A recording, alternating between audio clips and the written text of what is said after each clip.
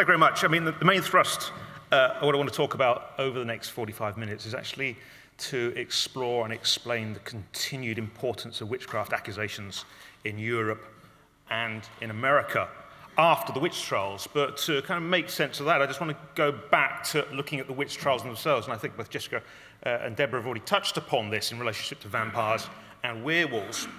But so let's begin. What was a witch? What was a witch 500 years ago? This is when the witch trials crank up in Europe. Sometimes the witch trials often think to be a medieval or something of the Middle Ages. This is a complete misnomer. It's a misnomer that was being peddled in the 19th century. The witch trials in this country and across Europe begin in the late 15th century and are at their peak around 1600. So when we go back to 1450, 1500, who were these people that the authorities and the general population were scared of? Why was it thought fit to introduce laws to exterminate them? Well, in short, a witch is someone who practices harmful magic. Magic itself is diverse. There's a whole range of magical practitioners 500 years ago, just as there were a century ago in Europe, and even today. There were those who were considered to do good things, particularly those who countered witches, who countered harmful magic, and those who only used their magic for harm and evil. And these were the people that they were called witches. And the term witch itself is an Anglo-Saxon term with some obscure origins. We're not quite sure exactly what its original meaning was, but probably the best sort of understanding of it in Anglo-Saxon terms would be someone, again, who has some sort of divinatory power. So how did we get from a point at which this sort of term where witches wasn't necessarily negative to a point 500 years later where a witch is explicitly negative, explicitly harmful? Why would there be people in your community who wanted to do harm to you? And this all comes back to what is the core of witchcraft, whether it's 500 years ago or today, and that is witchcraft is an explanation for misfortune. I kind of think we live in a world where we don't actually, I sometimes hear people say, gosh, we constantly question things, when in fact I don't think we question things as near as much as people used to 500 years ago when you were living absolutely in utter poverty, where one piece of misfortune that your pig dies or your leg goes lame can be the ruination of you because you cannot work or you cannot feed yourself. Living in that sort of chaotic world where you don't understand the forces around you, where misfortune is a daily threat to your existence, then you seek constantly to try and understand why things happen, why things go wrong. Because if you can find out who, rather than what has caused that misfortune, then you can do something about it. You can reverse it. Whereas today we rather accept misfortune. We don't seek to find someone to blame for why our car breaks down at a certain point. But if your cart broke down, the wheel broke down 500 years ago, why was it then? Why was it at that moment? Why wasn't it half an hour later? Why wasn't it yesterday? Why was it me? Why was it not my neighbor? So you're always trying to find a cause for your misfortune. And this is at the core of most witchcraft accusations, finding the reason for misfortune. Once you've identified the misfortune, you identify the person who caused it, you can do something, you can reverse misfortune. So that fundamentally is the basis of witchcraft accusations.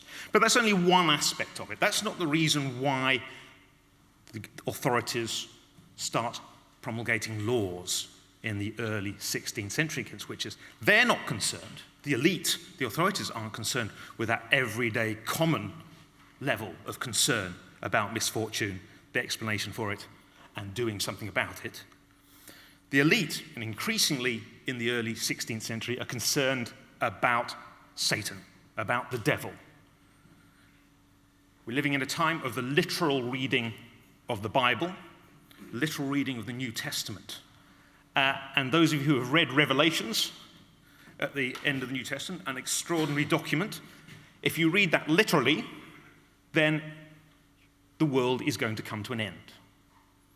The Antichrist will come down, he will annihilate everyone apart from the few elect, and then Christ will come back, and there will be a 1,000-year reign of Christ in a new Jerusalem.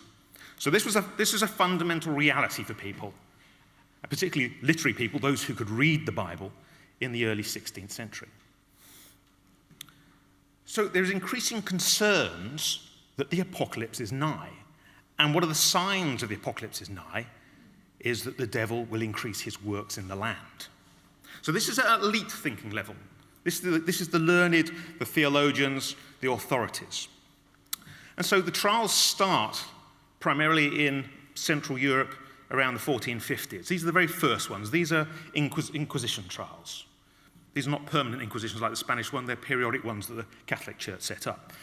And increasingly seem to be thinking they're finding more and more heretical sects in Central Europe. And of course, torture is applied.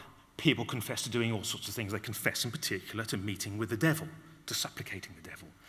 These accounts get published, and we've got the rise of the Gutenberg press, so we have the rise of printing happening at the same time. So the stories gained from torture are printed, and they spread. The fear spreads.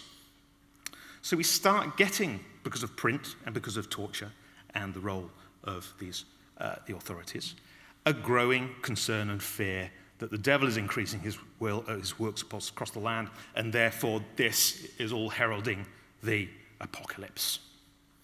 This is further heightened, of course, with the rise of Protestantism. For the Catholic Church, what is the break with Rome, Luther, and Protestantism? This is another sign of the devil, Satan, increasing his works in the land. It is a satanic assault upon Christendom. But of course, from the other side, the Protestants are accusing the Pope of being the devil's sidekick. It is the corruption, horrible corruption of the church, they say, which is clearly a sign that the devil is in charge of the papacy. So the Reformation itself further stokes up these broader intellectual theological concerns. There's also royals. We've got centralization of power going on across Europe. Henry VIII, the classic example, who, once you centralize power, you start having concerns about the role, in particular, you see this across Europe, kind of these centralized states, the role of prophecy. And so there are clearly concerns that prophecy can undermine legitimate rulers as well. So we start getting laws against prophecy. So all this is ratcheting up. And it's particularly following the Carolina Code, which was introduced across the Holy Roman Empire in the 1530s, which kind of was the key law in Europe, which said we must exterminate witches. This is what witches are. We must do something about them. The law also said we must exterminate all those who practice magic. So in other words, from an elite point of view, witchcraft and magic are all harmful. Right? There's no distinction there. In fact, some of the theologians actually say that those who practice supposedly good magic are worse than those who will practice harmful magic, i.e. witches. Because witches may kill you, but those who practice or say they practice good magic are luring the customers into committing sin by turning them away from God. They're damning their souls. If a witch kills someone, the witch isn't damning their soul. That soul can still go to heaven. If someone practicing good magic lures someone into a client and basically says, I can help you cure witches, I can do something about it, you're not trusting your faith in God to do it. And therefore, you're turning them away, you're damning their souls. So from an elite point of view, witchcraft, magic, in all its variations, was to be punished and suppressed. So there we are. We're in a situation now with the laws, and in this country, the first law comes in under Henry VIII, 1542, and it's not particularly used much. We don't know of any case of prosecutions under that law. But they're cranking up, these trials are cranking up in Europe. And again, more and more publications are starting to coming out by judges, by theologians, and obviously by rulers themselves who are saying, look, we've got the evidence, this is happening. We've just discovered a nest of 20 of them, 30 of them, 50 of them, 100 of them. It's growing, this problem is growing. And so when Elizabeth comes to the throne and introduces a new Witchcraft Act in 1563, this is when in this country we start following suit and catching up, in a sense, in the witch extermination business in the rest of Europe. So there's two things going on here. There's the ground level concern with the everyday and misfortune, and there is the elite level of a satanic conspiracy that needs to be suppressed. And the laws are introduced because of the elite concerns, but the common people can now take advantage. For the first time, they can use the legal authority to try and deal with the witches in their midst. So that's kind of the background. But how do you know who's a witch? How do you know who's a witch? Well, there is obviously the stereotypical view of the witch that we still see today in Halloween costumes. And this is a woodcut from one of these witch trial pamphlets explaining these iniquitous witches and all the terrible things they did and how good it was that they were punished. And here's an example of one of those from around the 1560s. This is obviously presenting the elite view. Here are three witches supplicating the devil. And they've got little mannequins, little puppets there, which they're going to do harm by sticking pins into it with their client. And of course, it's the devil who's given them these powers. But just look at the thing. One, they're women. And roughly 80% of those prosecuted and exterminated across Europe for witchcraft were women. And we're looking around 30 to 50,000 people in the totality. 30, 50,000 people who were killed, executed in various hideous ways from around 1450 to 1780. But these woodcuts also helped foster that there was an archetype of a witch. Right? Because remember, vast majority of people are illiterate. Obviously, people who are literate did read out trial pamphlets in pubs and things like that. But it's the imagery that can have a profound influence on how people conceptualize who might be a witch. And obviously, they all emphasize that they're women. So that's one thing. But two, there's the physical. There's the big chin. You can notice there. And the pointy nose, slightly hunched, elderly. These are the classic stereotypes of a witch, and we'll see these coming through again when I'm talking about some of the witchcraft accusations and assaults that take place in the 20th century. There is a stereotype. The marginal woman, normally past childbearing age, because why would a woman want to, say, for example, bewitch the child of another woman? It's because they're envious, they're spiteful. Why would they be envious and spiteful? Because they can't have children anymore. So there's a logic to why people would assume that witches might be elderly women or women past childbearing age at least, because they're the ones who are going to be envious because they can no longer have children.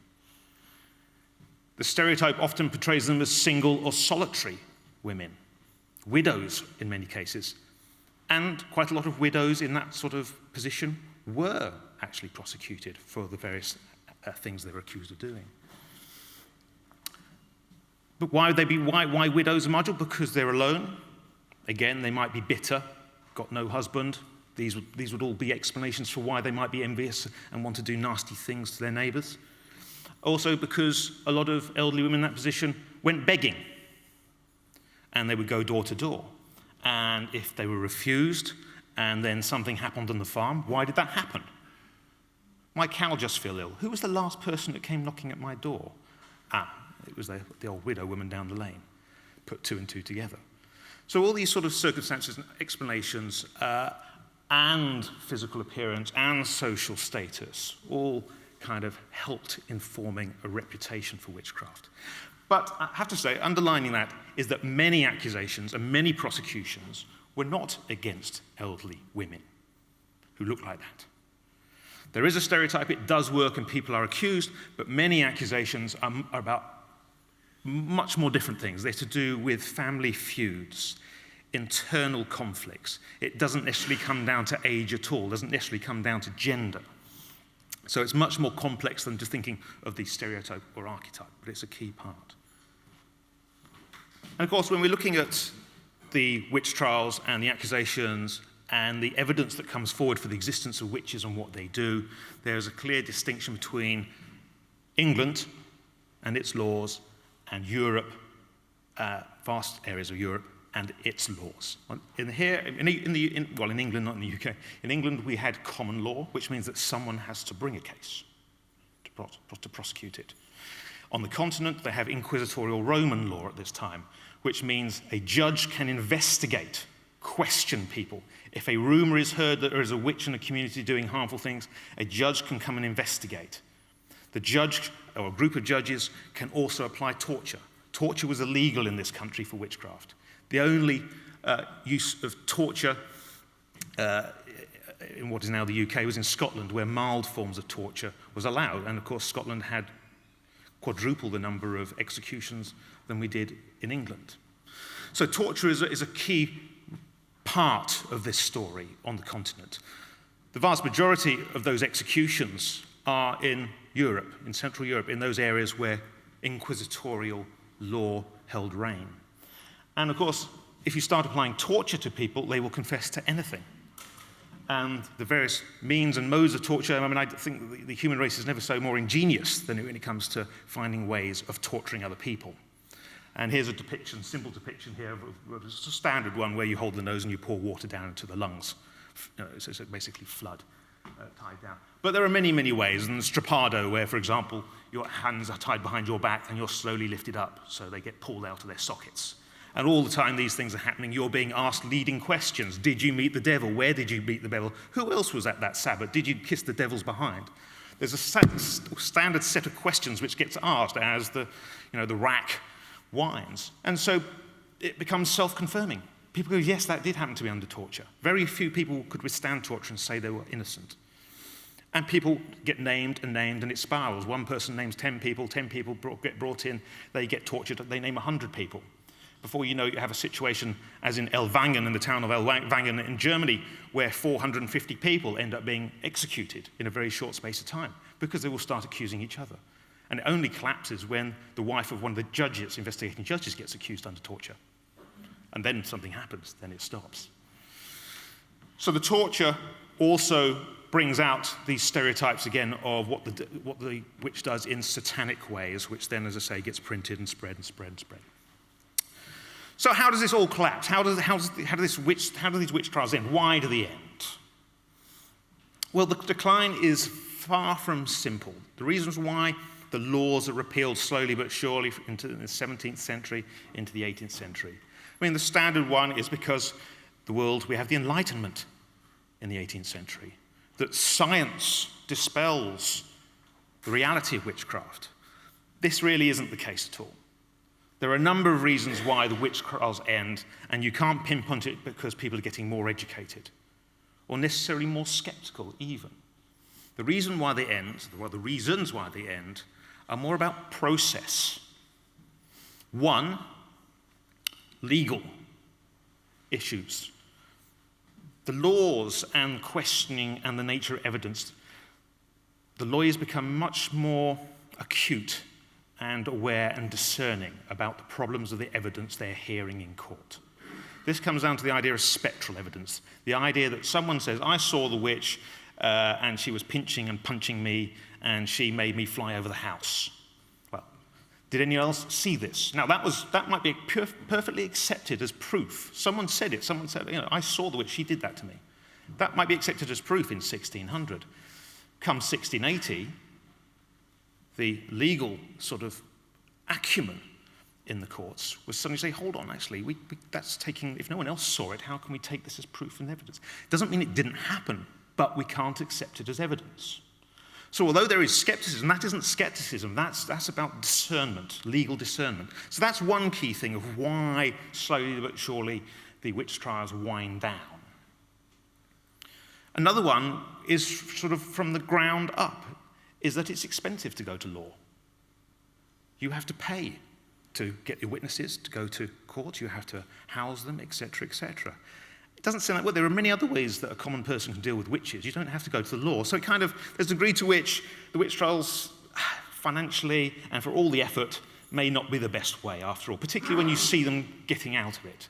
Because the majority of people who are prosecuted for witchcraft in this country are found not guilty. You've just gone to all that expense. So there are pragmatic reasons why the witch trials may come to an end as well. So the laws against witchcraft are slowly but surely repealed, as I said. In this country, that's in 1736. The last person in this country who was found guilty and sentenced to death was in 1712, the famous Jane Wenham affair in Hertfordshire, who was found guilty, not of all the huge number of petty cases of witchcraft that the neighbours came forward with, but because she was accused and found guilty of talking to the devil in the form of a cat.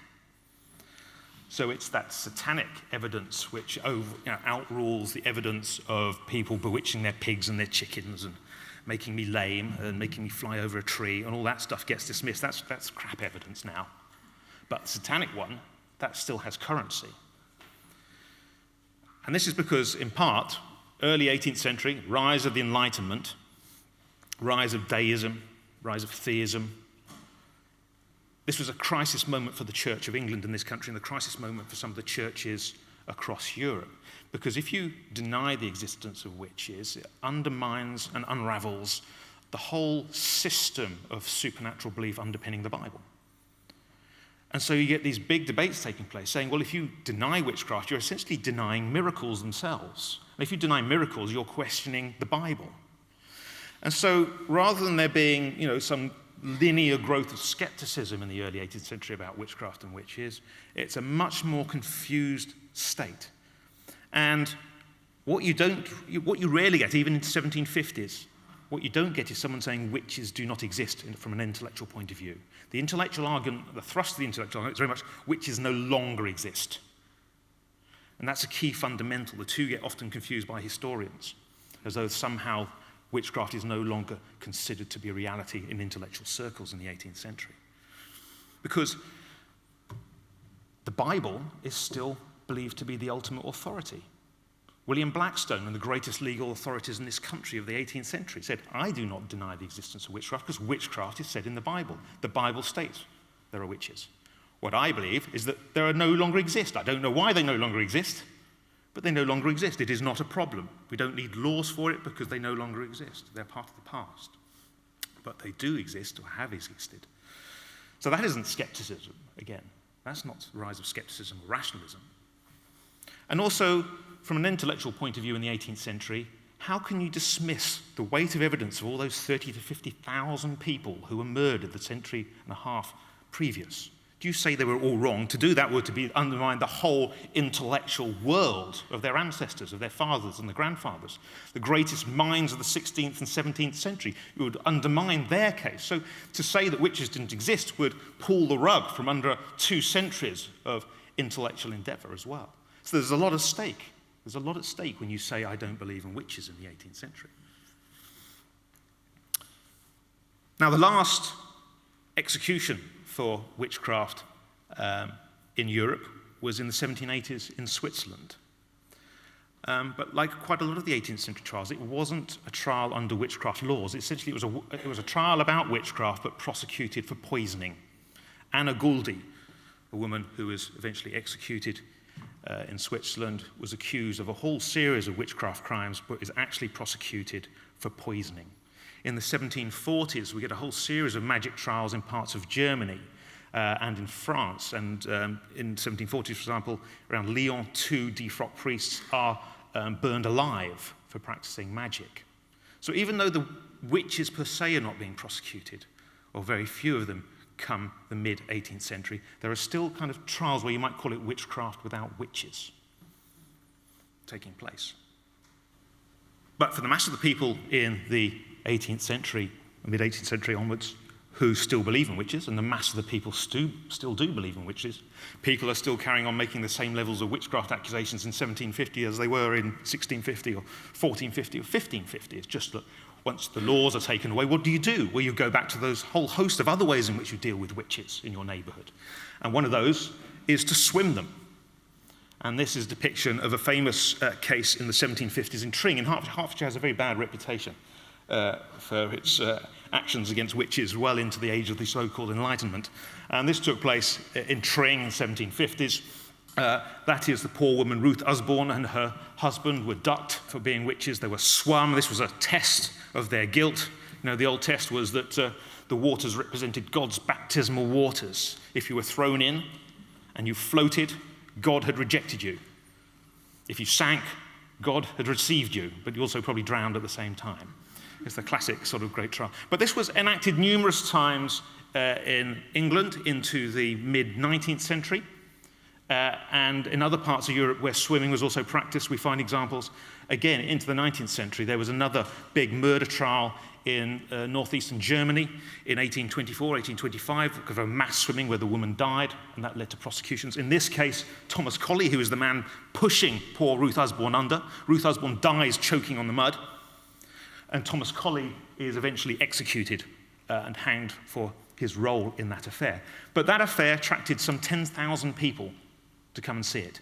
Town criers from the neighbouring towns announced it. It was a huge public event. People wanted to come and see the punishment. Because essentially what happens is this swimming is not so much about a trial anymore, it's a punishment. Let's go and see the witch be swum. And so take the laws away, and the people are still taking the law into their own hands at this point. And the authorities' response to this is normally one of embarrassment. They don't want to talk about witches. On a number of occasions, we get examples where a witch swimming is about to take place, and they've grabbed the witch and they're taking her to the pool or the stream. And some gentlemen, as the reports say, advised them to go home. So there's no prosecutions. Let's just try not. We don't want to be talking about witchcraft in the courts anymore. Embarrassment, again, for the reasons I've just talked about people actually not explicitly saying there are no witches anymore. It's an embarrassing topic for the intellectual elite at this time. So move into the 19th century, and across Europe, there are hundreds of trials, what we might call reverse witch trials. Trials where it's no longer the witch who is the defendant, but the people harming suspected witches who are the defendants. It's the suspected witch who is now leading the prosecution and not being prosecuted. So in other words, the courts are allowing a new venue here, and they always had done, in fact. Suspected witches could still take people to court for slander in the 17th century, etc. But in the 19th century, people are still going out and abusing witches, scratching them, murdering them across Europe. Just to give you a few examples, in the 1880s, in a part of Germany, a prosecution took place because a woman believed she was bewitched. She had spent 3 years in bed lame. They found the identity of who they thought was responsible, which was responsible, and they drew her blood and gave the blood to the woman, and she supposedly was healed. Now, the police didn't intervene in this case, and those who went and abused the witch and drew her blood were prosecuted. A similar case happened a few years later in Poland. So that extraction of blood, for example, to cure witchcraft led to some of these assault cases and trials. In the UK, I did a systematic survey of court trial records in 19th century Somerset and came across 26 court cases where suspected witches had prosecuted those who had scratched them to draw blood, or who had abused them, forced them out of their village. One poor old woman, 90 years old, was beaten repeatedly on her back by a farmer to draw blood, for example. Another case of a woman who was dragged to a barn and surrounded by dozens of people. She was whipped with bramble and briar on her back and scratched to draw blood across her back. So all these trials are being prosecuted at least. So what we're having is essentially a continuation of witch trials, but just a reversal of who's doing the prosecuting. Those stories of witchcraft are still coming out. This is still valuable information for an historian. It reveals the ways in which our notions of progress or societal conformity are nonsense, because the vast majority of people are still believing in witchcraft and trying to do something about it. And this is, I found, even more interesting when you then look at the United States, because in the 19th century, what's happening in America is you've got vast waves of Europeans emigrating to the States, and they bring with them their own beliefs from their different countries, whether it's Lithuania, whether it's Serbia, whether it's Spain, whether it's France, or the UK, Scotland, Ireland, forming their new communities in a bewildering new land, forming new communities where there are bound to be disputes, misfortunes, living on the edge. And not surprised then that what we find is a huge number of, again, witchcraft accusations and witchcraft assaults taking place across 19th century America, and trials that also ensue. And I'll just give you an example here. This is actually from 1911. And this is the woman being depicted being stoned by local boys. This is in a small town just east of New York. And poor old Metaimman, who's being depicted there, had gone there for a cure, for a hydrotherapy cure. But because, as part of this hydrotherapy cure, she had to walk at dawn on the dew in bare feet. And the fact that she was pursuing a vegetarian diet was very mysterious, very puzzling for some of the neighbors. And so when she mysteriously went out at dawn walking bare feet, she must have been up to some harmful magic ritual. And of course, one or two of the boarders in the house where she was staying fell ill. Boom. How do you explain it? Well, there's that weird woman who keeps going out walking in the dew and only eats nuts. And so this escalated, accusations started being made, and poor Metaimman basically was hounded out of town, escorted by the police, as depicted there, as the community stoned her. This is in 1911 in America. And there are numerous other cases like that I could report.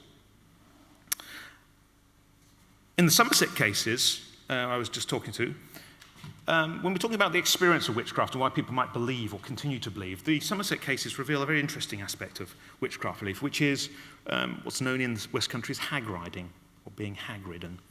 Because 5 of those assault cases from people who had nocturnal experiences that we can identify as sleep paralysis. And some of you might have experienced this condition. It's when you wake up at night and you're paralyzed, but your motor neuron system is going mad. You can see, you can hear, but you're paralyzed. It's a very scary, I've only had it once in my life. And it is accompanied by hallucinations, oral hallucinations and visual hallucinations. And it's to do with REM sleep, the disturbance of REM sleep, rapid eye movement sleep. And if you're living in a world where who might be assaulting you at night in your bed, forcing you, and you have a great feeling or weight of pressure on the chest, like that, it feels suffocating. I once had it when a disembodied grey hand came over the bed, and I was paralyzed, and it started throttling me, which isn't very nice, and you can't do anything about it, and you woke up very scared. And you see this in numerous witch trials from the early modern period onwards. It was known in ancient Greece as the Ephialtes, the throttler. So it's a human experience, it's a physical experience. Yet here in the 19th century, it's still leading to witchcraft accusations because people blame it on that. I said, I saw the witch, she was sitting on me. Right? I'm got to do something about it. The next day, what do? You go around and you draw blood from the witch. She then launches a suit, and we find all about it in the petty sessions and the quarter session courts of Somerset, well into the 19th century. So there are physical reasons and physical explanations for some of these. And say 5 of those trials resulted from sleep paralysis. Back to America, and with all these Europeans flooding in, all with their different diverse beliefs from across Europe, what you do find is that new witchcraft traditions develop. New explanations for witchcraft and how witches do things through contact between Europeans, Native Americans, and African Americans. New traditions emerge. And I'm just showing this one, which is a bezoar. This is actually what's called a gastric concretion that you get in cows. Humans also get it when you chew or eat hair. The hair is very indigestible, and so it accumulates in the gut and forms these very hard balls, and you can just see the hair. This is a cow bezoar. And they get it quite frequently, and horses do, because they lick their young and they swallow the hairs, and the hair doesn't get digested but forms this gastric concretion. I did some research to find that in the 19th century, 26 people died, women died of gastric concretions because they chewed on their hair. They had ponytails, they chewed on their hair, and they developed these gastric concretions, and some of them died from it. Anyway, that's beside the point. But gastric concretions, back to gastric concretions. Now, across Europe, and I've spent many years studying 19th century witchcraft beliefs across Europe, and I don't find any examples of these being associated with witchcraft. You go to the States in the 19th century, and it becomes one of the main forms of proof that your cattle have been bewitched. And people will take their cattle, their horses, they'll be cut open. You find one of those, that's absolute cast iron proof that you've been bewitched, that your cow died from that. And so, how does that tradition come about? Why is it that German Americans, British Americans, Irish Americans are believing in this in America and not believing in it there? And the only thing I can think of is the traditions from Native Americans, who had long had this idea that witches sent bones and feathers and these concretions into the bodies of their victims. And then the medicine men would perform their rituals and supposedly cut it out. Now, most of the time it's fraudulent activity again, all sorts of sleight of hand. And they go, oh, look at that, chicken bones, feathers. I've just pulled these out, cut them out of you. That's proof that the witch has done. But with this, of course, there is physical proof. It's not cheat. You cut that out, you find that. And so the Native American tradition seems to have been adopted by Europeans to lead to this new European hybrid of evidence and proof of witchcraft. Just showing the ways in which these things are complex, the ways in which cultural negotiations and understandings take place through witchcraft beliefs. Finally, into the 20th century, and again, most people most historians would dismiss the idea that studying witchcraft, traditional witchcraft, and I don't mean Wicca and neo-pagan witchcraft, which is a whole other story, but traditional witchcraft, the witchcraft that led you to be prosecuted and executed in the past. Most historians, well, practically every historian, would probably think this is really not a subject for 20th century European or British history, but oh yes it is, if you go looking. It's still there. Witchcraft is still relevant in the 20th century for some people as it was in the 16th century. And to give you an example, in 1916, at the height of the First World War, and the First World War is meant to have changed and transformed the country, 1916, one Somerset farmer had other preoccupations because his cattle were falling ill. And what did that Somerset farmer do? Well, he believed his neighbour had done it. His neighbour was a witch. What did he do? He took his gun and shot him dead. And this was his explanation in court. I have a lot of worry here. He has bewitched my child and my pony. You don't believe in witchcraft, and this is the light bit I like, and the government doesn't, but I do. A fascinating take on how this Somerset farmer in 1916 viewed his whole world conception in confrontation with the state. The government won't do anything about it. You will think you're superior, but no, I know what's right. I know there's witchcraft. I know what did that to my cattle. I'm going to do something about it because the government won't, the state won't. And it's a very interesting ways in which that's conceptualized in 1916 as a kind of confrontation with the state. That's the only witch shooting in this country in the 18th and 19th, 20th centuries. Go to America, and this is where guns come into play, because, of course, guns were pervasive in 19th and 20th century America, and therefore the gun becomes a much more important item in dealing with witches. One, you just physically go and shoot them dead. That's one way of dealing with it, and there are numerous shootings. Or two, you get the generation of, again, another very strong tradition in America, which is about shooting silver dimes at images of witches. So you would put up an image or an effigy on a tree, you would load your gun with a silver dime, and you would shoot the image, and sympathetically, that would harm or kill the witch at a distance. So you either physically go and shoot them, or you do it kind of virtually by use of a silver bullet or a silver dime. Into the post-war period, interwar period and post-war period in the 20th century, witchcraft was still a concern of the authorities in parts of Europe. During the Civil War in Spain, the disruption, the uncertainty, the insecurity is thought to have led to an increase of witchcraft accusations in the 1930s. After the war, Second World War, and the disruption, there was real concerns in Germany in the 1950s about the continued belief in witchcraft and magic. In particular, the role of cunning folk and magicians who were preying on people by saying they were bewitched and then charging for their services. We get the creation of the German Society for Protection Against Superstition in the 1950s, explicitly trying to deal with magical literature, with cunning folk. They're not believing in witches, but they're concerned about the impact and effect of this. And one historian, again, has suggested that the disruption caused by the Second World War and the displacement of people across from, obviously, from Poland and Czechoslovakia, and the movement of Germans who, after the war, this also led to an increase of accusations of witchcraft against women in the 1950s. So this is still significant. An archive for witchcraft superstition is also set up in Germany in the 1950s to try and educate the public about the foolishness of believing in witchcraft and accusing people of witchcraft. In 1950s Yugoslavia, the communist authorities had a big campaign against witchcraft and magic beliefs, had a travelling exhibition that went around trying to educate people again in the foolishness of making accusations or trying to do something supposedly about witches and witchcraft.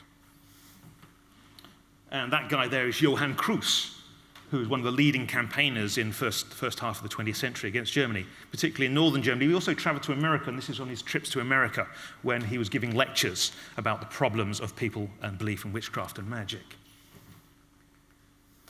That's Koch, again, very active in southern Germany, a Protestant pastor who again talked of the waves of superstition washing against the Alps and set about campaigns, writing a series of books about the problems and the continued pervasive belief of witchcraft in southern Germany at this time. That's right into the 60s and 70s. And who's being shot, who's being accused? When I'm talking about America and the shootings, there are plenty of shootings in France as well, because of the gun culture again, liberalisation of gun culture in France. Here's one, she wasn't murdered, but that's what a witch looks like in 1937 in America. Mrs. Irene Ray accused of witchcraft by her community.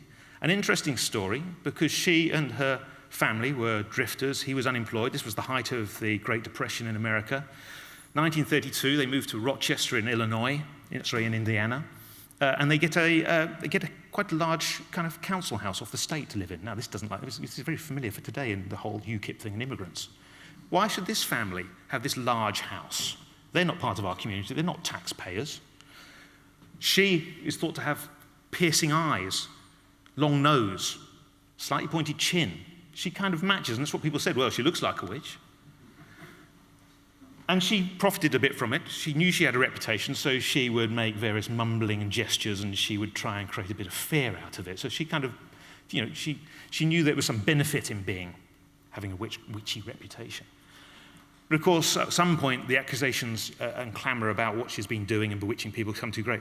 And this is in 1937, the local sheriff actually arrests her because people have brought formal complaints of witchcraft against her.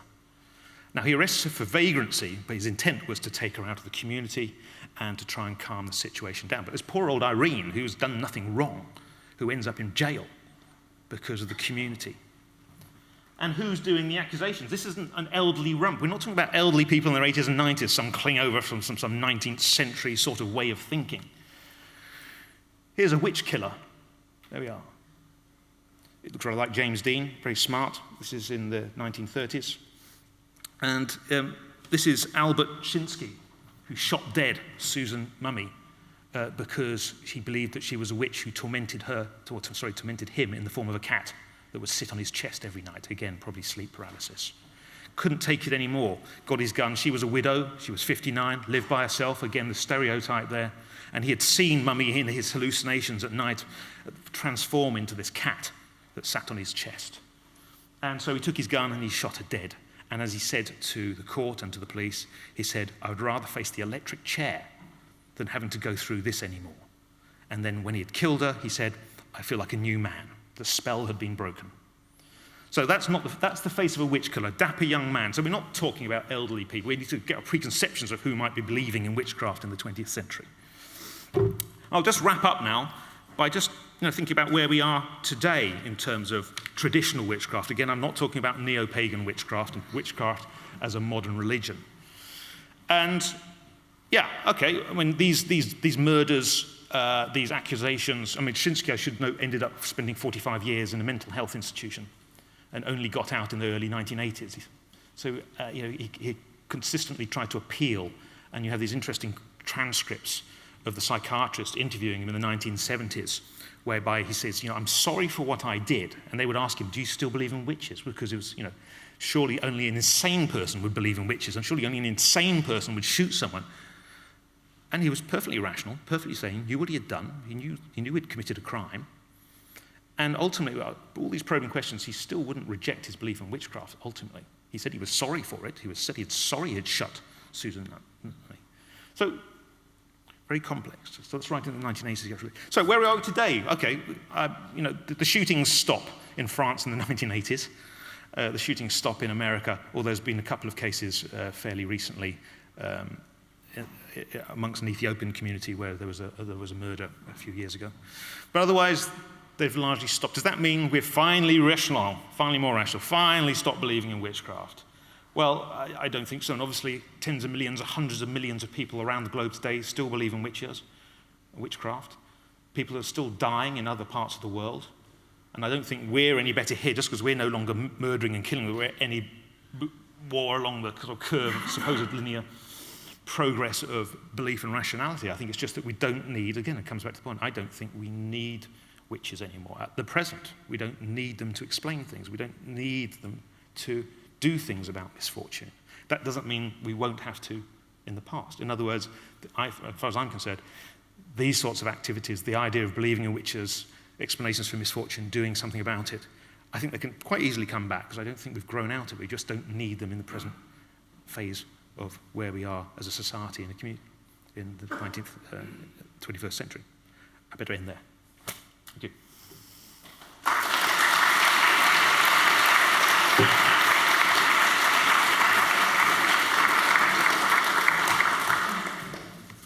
Any questions? I wondered what you thought the impact in amongst all of the things you were talking about of, if you like, rationalised magic through alchemy and alchemists, or scientificised magic. Well, I mean, there's always last 1,000 years, there's always been, when I was talking about magic as a whole, obviously there's a diverse package of things going on there, and there's always been that ritual nature of magic, the idea of discovering what were seen as God's secrets in the world, understanding the secret properties of stones, secret properties of living things. And alchemy is all part of that quest, that religious quest for exploring God's universe. There's a world there which is condemned, or depending if it promises money or not in the 17th century, but it's kind of detached from the sort of everyday concerns of what I'm talking about here in terms of witchcraft. Yeah, I mean, there's a ritual basis to all of this in terms of what you need to do to dispel witchcraft, to deal with witches, but I don't see much relationship between those two traditions. And of course, part of that intellectual, ritual, magical and alchemical exploration of the 17th centuries, it kind of feeds its way through into modern traditions of magic and ritualized magic in the Golden Dawn, etc. So that's where that kind of path kind of finds its modern expression, I think. If we were to use witch as a metaphor for scapegoating, do we have witches today? If we were to use the term witch as a metaphor for a scapegoat, oh right, yeah. Okay. Do we have witches today, in your eyes? You can see the similar patterns of explaining misfortune.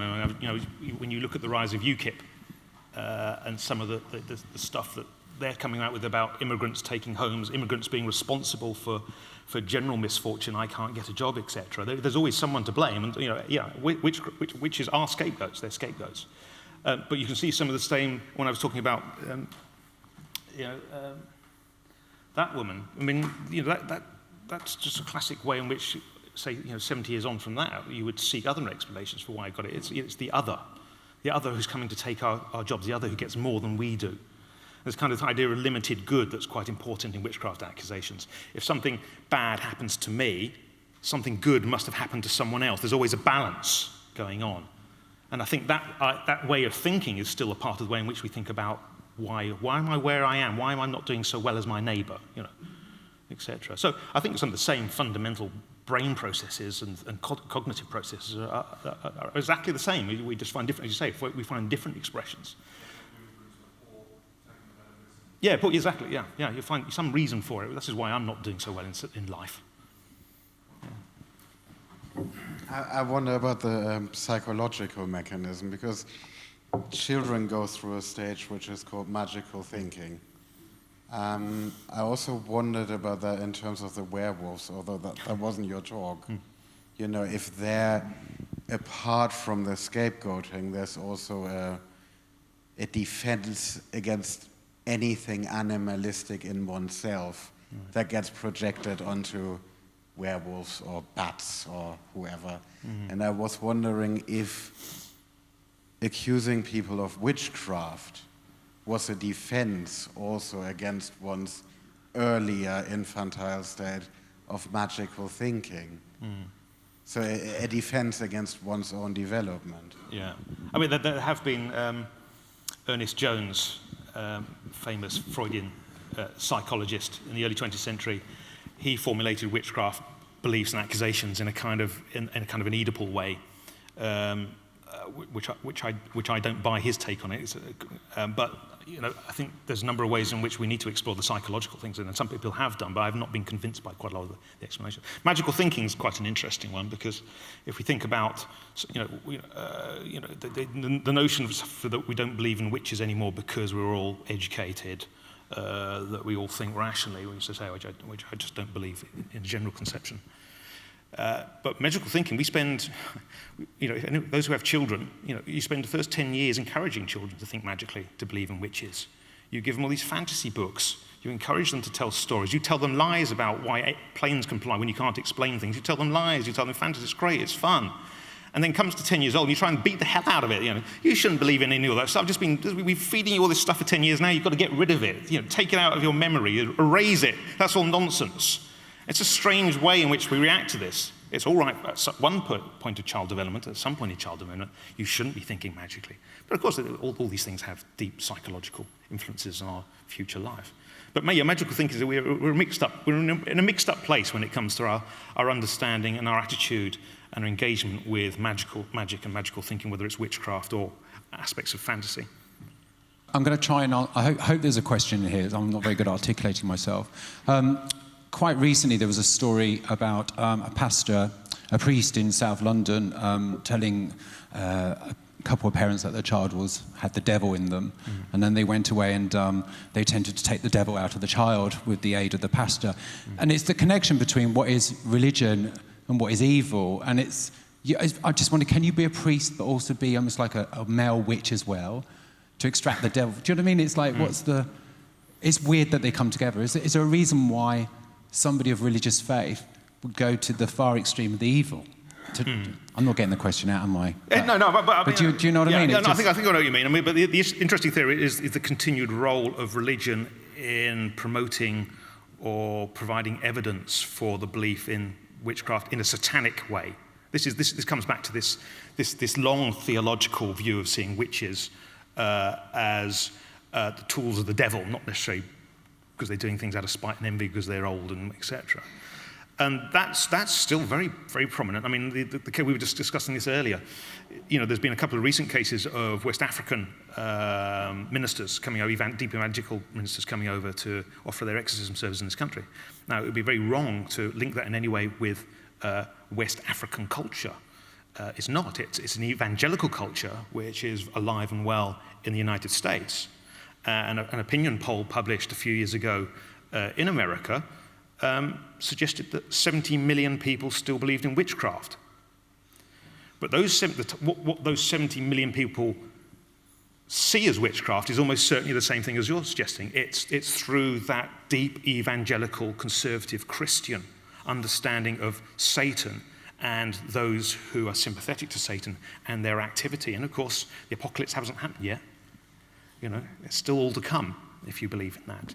So that conceptual way of literal reading of the Bible in a very deep evangelical, particularly a Protestant way, fosters the continuation of a certain type of relevance for witches as an evil. Yeah.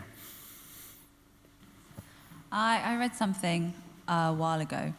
I just wanted to get your view on it. It was talking about how the start of the witchcraft trials was a backlash against women's rights and domination from the male patriarchy. And what's your thoughts on that? Yeah, no, I mean, I think that there was a big boom in feminist gender studies in the 1970s, which really opened up and revealed some very interesting things about the role of misogyny and patriarchy in the witch trials. And there's no doubt about it, misogyny and patriarchy are inherent in a lot of the discourse about witches. And that is, again, underpinned by a literal reading of the Bible, because one of the justifications or explanations 500 years ago for why so many women were witches is because women are made in the image of Eve. And who was the one who was tempted by the devil? It's Eve who was tempted. And therefore, all women are flawed because of that. And therefore, if the devil's going to recruit across the land, it stands to reason he's going to go for the weakest people, those who are most likely to give in to his insidious wiles and charms. And so forth. There's a logic, there's a biblical logic for why we have so many women, which becomes self-perpetuating, because then if you think, well, actually, the women are the one he's targeting, it's the women we need to watch out for. Yeah. But again, so it is a strong form. Some of the gender studies go too far in looking at some sort of international male conspiracy, that they are just targeting women, because a lot of these accusations, as I say, particularly in this country, come from ground up, not from top down. I think we're going to have to end it there. Okay. We're going to have a 5-minute break before we go to the round table. Please, might be your last chance to get some books. And I think I saw Owen's books there, so I'm sure you'd be happy to sign them if you can catch them. So 5 minutes.